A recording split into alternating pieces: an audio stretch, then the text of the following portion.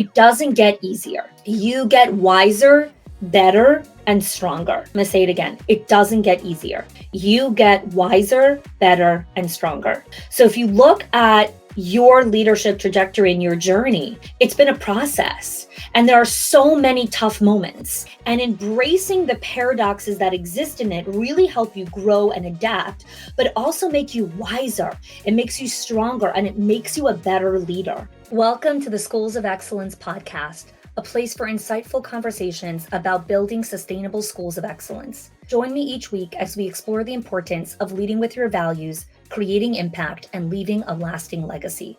My goal on the show is to provide you with clarity, elevate your mindset, and equip you with practical strategies and inspiration. I'm Chanie, a proud mother of four, a former New Yorker, now savoring sunny Florida vibes. With a professional journey spanning 18 years across all levels of school leadership, I bring nuanced insight that delve into the intricate details of running a center, as well as the broader visionary aspects of leadership. Thank you for joining me for this conversation. Let's build a legacy of excellence together. Welcome back to another episode of the Schools of Excellence podcast. I am kicking off today a brand new series. So this series is about the paradoxes of school leadership. A couple of months ago, this is like back in the summer, I did several keynotes where I spoke about the industry's midlife crisis. And I explained that when we hit midlife, for those of you that already hit midlife or know someone who's kind of hit that midlife time frame, one of the things that happens during that season is we really start to ask very different questions about our purpose in life, our mission, where are we going, what's happening. And a big thing that we begin to reckon with are the paradoxes of life. We begin to understand that life actually does not have a lot of these clear-cut, black and white, yes or no, always or never responses to relationships, to money, to health, to wellness, to anything. There isn't just this one response. It's nuanced, it's complex. It sometimes is very paradoxical in nature. And so the reason I spoke about the industry's midlife is because as we continue to move into 2024 and beyond, and we really look back in the last decade of the evolution of this industry, what we need to begin to accept and understand is a big part of school leadership is the paradoxes that exist within school leadership.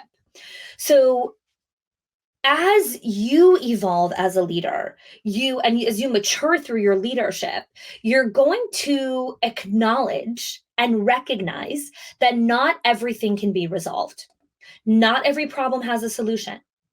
Not every problem has a solution.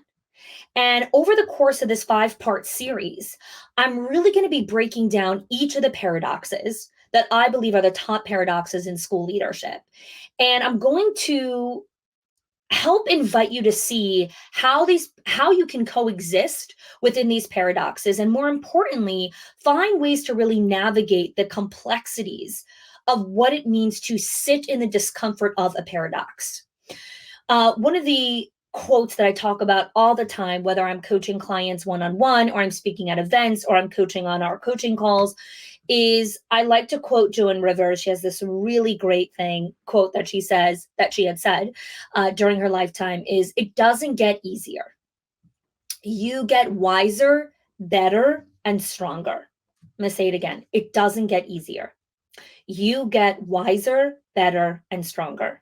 So if you look at your leadership trajectory and your journey, it's been a process. And there are so many tough moments.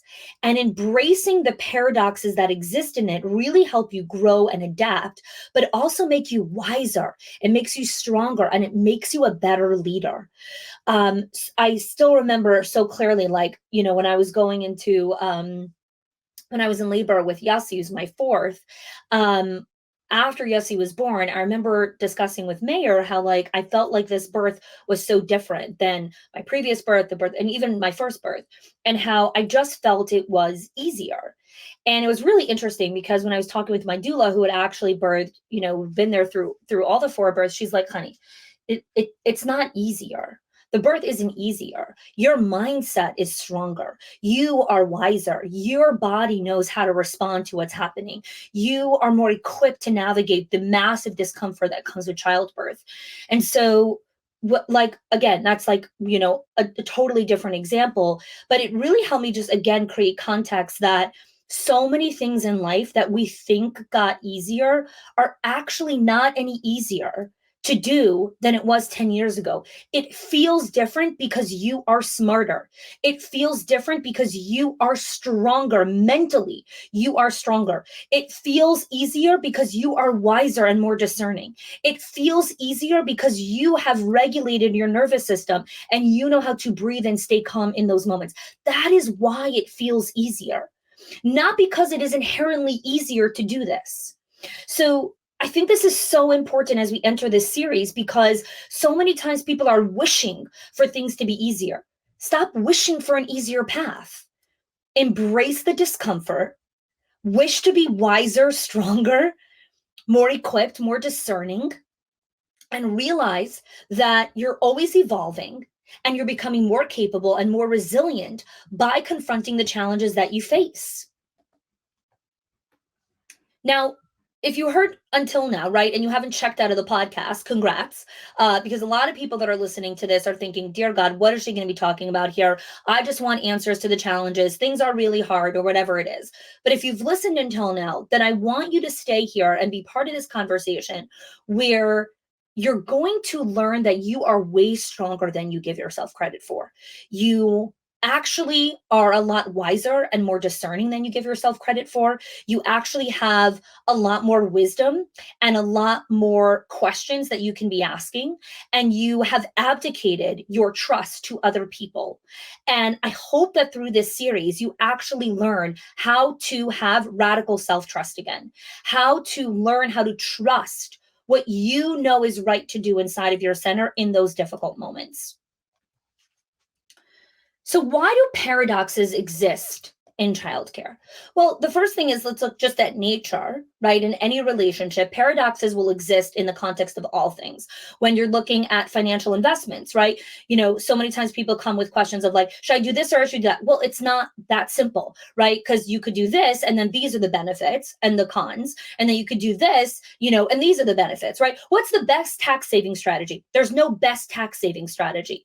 What season of life are you in? How old are you? How many dependents do you have? Are you married? Do you have kids? Do you have aging parents? Do you have kids that still need to go to college?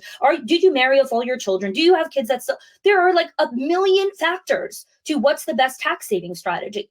And sometimes the strategies can feel paradoxical. You're like, well, if I do this, then this happens. Yeah, that's part of being a grown-up, is learning how to be discerning with the options that are coming in front of you that are in its nature paradoxical. They are paradoxical by their very nature. So every single industry has paradoxes. Every single relationship, any bucket that you're looking into will have paradoxes that exist with it. Now, the paradoxes in childcare are very different.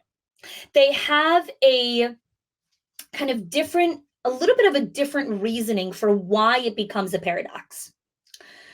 Now, again, before I dive in, I always like to give context. And I want to explain to you that the content that you're going to find here, you're not going to find anywhere else. Okay. And here's why. Most places that you're going to go to, they're going to give you strategies that solve some of the problems that I'm going to present, in quotes. And really, the problems that you're presenting are not problems that get solved. They are paradoxes that you coexist with, which means you must learn to be uncomfortable.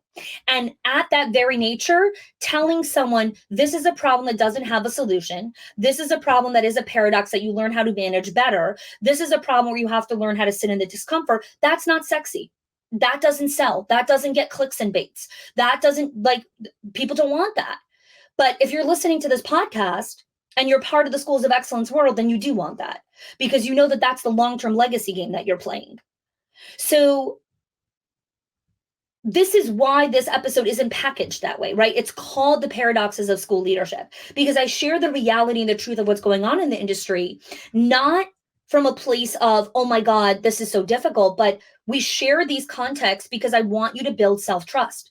I want you to learn how to be a discerning leader. I want you to learn how to build confidence and trust your own decision making, which means we have to go beyond tips and tricks, and you have to learn how to practice restraint when you're implementing ideas or when you're looking for solutions to problems. Far too many leaders run to solve problems that aren't supposed to be solved. They aren't actually even problems. And they spend so much energy, time, money, people, and resources solving issues that are actually not solvable. And this is what I mean by practicing restraint is we need to understand what is the problem you're actually trying to solve. And it's hard because everyone wants just a clear cut, one answer, right? In a world of instant gratification, that's all we want. But I know that if you're here, you're looking for higher level leadership. So let's dive into the 5 reasons why paradoxes exist before I share with you even the 4 paradoxes of school leadership. I want to explain to you how paradoxes actually weave itself inside of the childcare space. Why am I sharing this with you again? Because I want to open your eyes to see things from a new perspective. Again, you don't come to this show for me to spoon feed you answers to things. You come here because you want to learn how to be a better thinker. You come here because you want to be more discerning. You want to learn how to be wiser. You want to learn how to be a better leader. What makes a better leader? Is it someone that now has a million more tricks up their sleeve? No, it's not. We know that.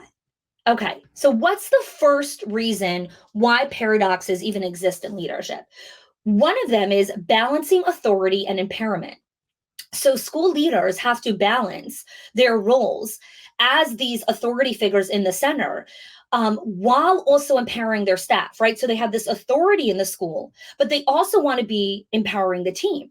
And so they need to provide guidance and direction while also encouraging autonomy and innovation. Well, that feels really difficult because I have to put my stance as an authority figure, and I also want to make sure that the people, are empowered and have choices and all of this stuff, right? Very similar to parenting, right? A parent needs to establish their sturdiness and their authority as a parent figure because children are seeking leadership from their parents. They are not seeking best friends.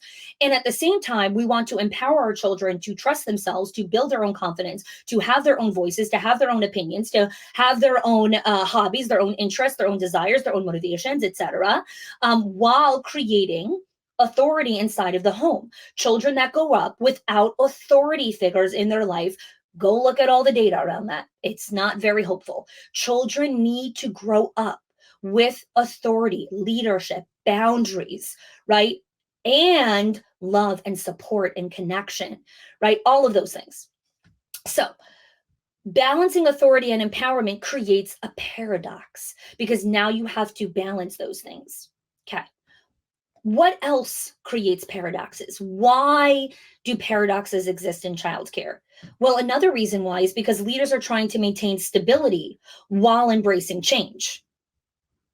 So you want to maintain the stability of the school's operations because you're like, 1 second, we got to keep what's working here. Like this is going well. We've got a good lead generation system here. We've got a good deal flow. We've got good cash flow. We've got all this stuff. And you also want to embrace change and innovation so you can adapt to the educational practices and you can consistently evolve and grow. Well, that creates paradoxes right there. You're trying to create stability, maintain stability while embracing change and growth. Again, if you're listening to this and you're getting a headache and you're like, this is too much. Okay, take a deep breath, pause, come back to this when you're ready. This, again, is not a spoon-feeding conversation. This is a conversation where I am disrupting the way that you're thinking about things. And I am inviting you to step into a new perspective and a new lens of how to look at leadership. By its nature, it's going to feel uncomfortable and it's going to feel like, whoa, what is she talking about? So it's normal for you not to fully understand even what I'm sharing here, but I'm going to break it down even more. Why else do paradoxes exist in leadership? Long-term vision versus immediate needs. A leader has to constantly navigate the paradox between what are the immediate needs of this center while also constantly looking at the long-term vision and strategic planning for the future. I say this all the time to my clients. You're always building two businesses, the one you have now and the one you're going to have in 6 months from now.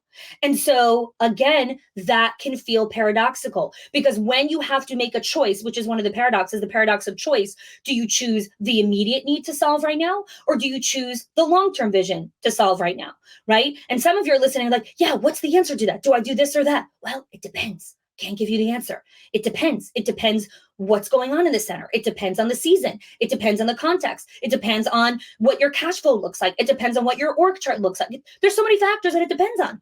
And people don't like that because they just want an answer right now so that you can make the boo-boo go away. Well, I'm not doing that. I'm not giving you a boo-boo go awayer, which is like a little Band-Aid to put on top. I'm not doing that, because you're a grown-up and you can sit in discomfort and see the challenge and be like, whew, that's something we got to answer. That's something we got to sit with. That's something we got to figure out, right? This isn't like the kid that comes to you and says, oh, I banged my finger in the door. I need a little kiss. Mwah, ooh, boo-boo went away.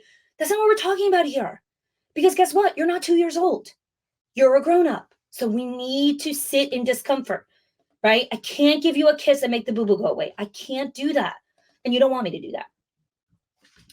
Balancing advocacy and compliance. This is a huge one. School leaders want to advocate for the school needs, right? Of like, we need this and we need this and this will be good, while complying to external regulations and standards of the state, of the country, of the zip code that you live in, whatever it is, right? So these two opposing forces, advocacy and compliance, they're opposing forces. They are like the most paradoxical in nature that sometimes you can look at. And leaders are like, but what do? Do I advocate or do I comply? That depends. Again, can't kiss your boo-boo. Can't do it. And the last thing is, what creates paradoxes is safety and openness. You want to create a secure, safe environment while also building an open and inclusive community. Whoa, that's what you just said, two opposite things. Safe and secure while also doing open and inclusive, that's paradoxical.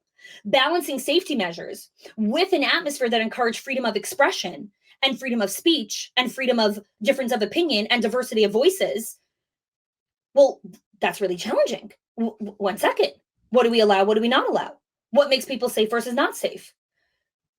Well, that's a paradox. So these are the top 5 things. And I hope I'm already getting your mind churning and just thinking of like, wow, like this is interesting to dive into. And also, when you look at all these things, and then people ask questions like, well, what leads leaders to burnout and overwhelm and, paralyzed with indecision? Well, try navigating through all these things. Try navigating through all these things from a place of what is the answer, as opposed to navigating through all this and saying, this is complex. This can sometimes have different responses. We have to look at this from all perspectives and then make a discerning choice in the moment and then make the wise decision in the moment. And so many leaders get really caught up in this, looking for a one-stop shop, looking for a one-stop answer, and it doesn't exist. And so you hunt and hunt thinking, I just need one more tactic. I just need one more thing. I just need to be more visible on TikTok. I just need to be more visible on Instagram. I just need to update my ads on Indeed, and then I'll have this. I just need to do one more thing. No, you don't. You don't need to do one more thing. That thing is not going to be the tipping stone. That is the lie that we tell ourselves, thinking it's one more thing and then I'm going to be fine, right? It's the people who struggle with financials their whole life and think, well, if I just made another 100 grand, all my problems would go away. Not true. If I just made, X, Y, and Z, all my issues would go away. It's not true. Look at all the people who make like 40 times more money than you. They still have problems. Right? All their problems didn't go away. They still have a lot of issues. You don't have to look very far. Money doesn't solve those problems. Money solves a lot of issues. Absolutely. Money creates freedom. Money creates opportunity. Money creates options. Absolutely. But stop thinking that it's one more thing that's going to solve your problem. Right? That's you not wanting to sit in the paradox of the choices that you have to make.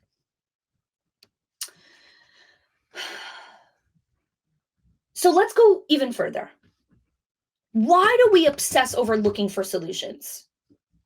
I find that we treat some of these delicate issues in childcare like mold or lead or termites. We kind of look at it like, well, we have a mold problem. So we call the guy and he comes and he takes out all the mold and then we don't have mold again. Yes. Please make sure that if you have mold, someone comes and eradicates it from your center. If you have termites, if you have lead in the walls, whatever you've got, it should be eradicated. You should not have lead anymore once the lead guy leaves. You should not have termites anymore once the termite guy or exterminator leaves. Okay? You don't want to live with it, deal with it, or see it. You get rid of it.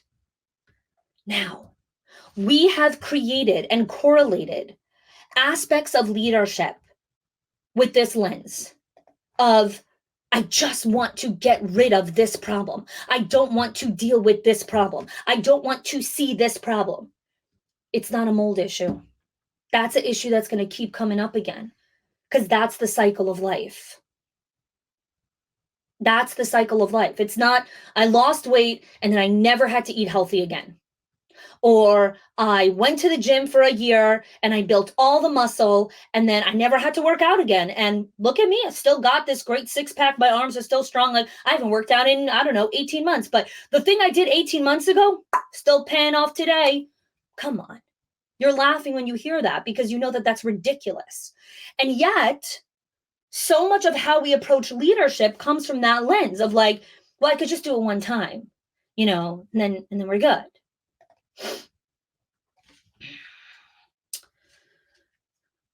So what are the paradoxes of leadership? What I've done until now is I've really explained why paradoxes exist, why we seek this oversimplification of problems and challenges that come up. And now I want to give you a high level view of the 4 paradoxes of school leadership that I'm going to dive into in each of the episodes moving forward. So the first paradox is the paradox of success. And the paradox of success refers to the unexpected challenges and complexities that arise as a result of achieving success. So while we want success, right, and it's this desirable outcome, success also brings unforeseen difficulties, right? New level, new devil. So you've achieved this level of success, and now you have all these new other challenges that you have to deal with because of the success you created. So because you got to this level, now you are being handed, okay, now these are the problems you have to solve at this level. And then once you solve all this, now you go to this new one. It's like, oh, here you go, my dear. Here are the problems we solve at this level of business. So that is the paradox of success. Next episode, I'm going to dive deeper into how it shows up in leadership, how it shows up in administration inside of your schools, how it shows up with the parents, and strategies of how to work with it, not how to solve it, how to work with the paradox of success. The second paradox is the paradox of control. The paradox of control in school leadership really encapsulates this inherent tension and challenges that are connected with our need for authority and control versus our necessity to have flexibility and autonomy in our environments. So we have this need where we need authority and control over like what's happening. But the other part of the human experience is we want flexibility and we want autonomy. And we kind of have these dual challenges of maintaining a level of control in the environment while also empowering others to create a culture of independence and creativity within the school ecosystem.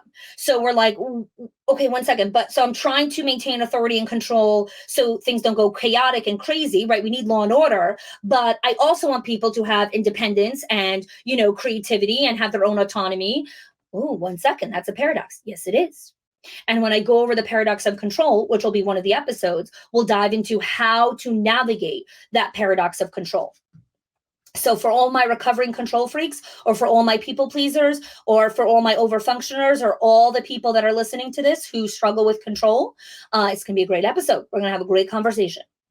Okay, what's the next one? The paradox of support. The paradox of support really revolves around some of the challenges on offering guidance and resources and assistance while also trying to facilitate an environment that there's risk, and there's innovation, and there's advocacy, like individual advocacy of the person. So we have this balancing act where we want to support people, but we also want to create an environment of self-reliance. One second. Am I supporting people in a way that creates and promotes dependence? You might be, inadvertently. No one's doing that consciously. That's why you have to understand the paradox that sometimes you can over support and then you actually hinder someone's ability to do something on their own. And we'll dive into a lot of examples of how that shows up in leadership. I have some really tangible stories that will illustrate to you how the definitions that you and your leaders create for support in each season of leadership can really impact the company's culture and the company's bottom line on how you navigate each of these paradoxes, really. The last paradox is the paradox of choice. The paradox of choice really talks about the dilemma and stress that comes from having so many options, right? It implies that having choices, while really is, advantageous, it's like, oh, I have all these options. An excess of options leads to decision paralysis and dissatisfaction and increased anxiety. In the context of school leadership, the paradox of choice can manifest itself in a lot of different ways, right? A lot of leaders are presented with all these different pedagogical approaches and curriculum options and teaching methodologies and technology tools, and all these things are like, oh, which one do I choose? I don't know, right? People come to me all the time. They're like, should we choose this software or this software? I'm like, what are the needs of your center? How big is your center? How many teachers do you have? What's your growth trajectory over the next 1 to 3 years? What's your budget look like? What does your cash flow look like? What other investments are you making? Do you have a mortgage? Are you paying rent? Do you have open I have a million questions for you before I answer your very binary question, in quotes, of should I do this or should I do that? Life doesn't work like that, right? We're not asking here, do you want Mexican food or Italian food? You're asking a question, do I make a choice on this piece of software or this piece of software? It's an investment. Okay, it's not just an investment of how much money it costs, right? Which is so amateur in thinking of like, well, this is the cheaper option, so that's the one I'm going with. That is how amateurs make decisions. Do not make decisions like that. It's not about this one is cheaper. It's which one serves the company's current needs and future needs, right? That's the paradox. Like I just said 10 minutes ago in the episode, balancing immediate needs versus future needs. Are you investing in this piece of software because it serves your current needs? And then in 6 months from now, when those are no longer your needs, you're going to have to downgrade that software or replace that software. Now you have to go train and onboard a whole new software 6 months from now. Like that's not a very smart choice. So that is the paradox, again, of choice. The paradox in leadership extends to so much decision-making around staffing, resource allocation, strategic planning. It can overwhelm leaders and their ability to make timely and effective choices. It's the paradox. It's the paradox. So I want to leave you with this because this is like a really deep, nuanced episode. And I hope that you take time to re-listen to this again, because I'm sure you'll get other insights as you listen to it deeper. The key takeaway I want you to take from here is I want you to start thinking about where in my leadership am I oversimplifying some answers, where I'm by what I mean by oversimplification is, something comes at you and you're like, yes or no, cheaper or more expensive, quick or this, will it take me 5 minutes to take care of it or an hour to take care of it? Great, I don't have time, so we're going to do the 5-minute option. Like, are you oversimplifying things that are coming to your plate because of a, survival mindset, and you're not looking at certain things are this paradox that we have to navigate in, and we have to learn how to swim with the current that's, going with us. So that's the first thing I want you to think about. Where in your day are you just like quick to make this thing? So you're like, okay, now I don't have to deal with that anymore, until 10 minutes from now when you'll have to deal with it again, in a different layer, right? So that's one thing I want you to think about. The second thing I want you to think about is, what is your capacity to sit in the discomfort of a challenge, right? How long can you sit in a problem before you have to rush to answer it and make it better, right? This is like the difficult conversations. This is the distress tolerance. This is the emotional discomfort. This is like when you're sitting with staff, right? And they bring to you a problem and your first thing is like, let me make it go away. Let me make it better. Your distress tolerance is at zero. You have zero capacity to sit in someone else's discomfort and sit in your own discomfort. So I want you to, and again, we'll put all the links in the show notes to those episodes that we have on distress tolerance. What is your stress tolerance level?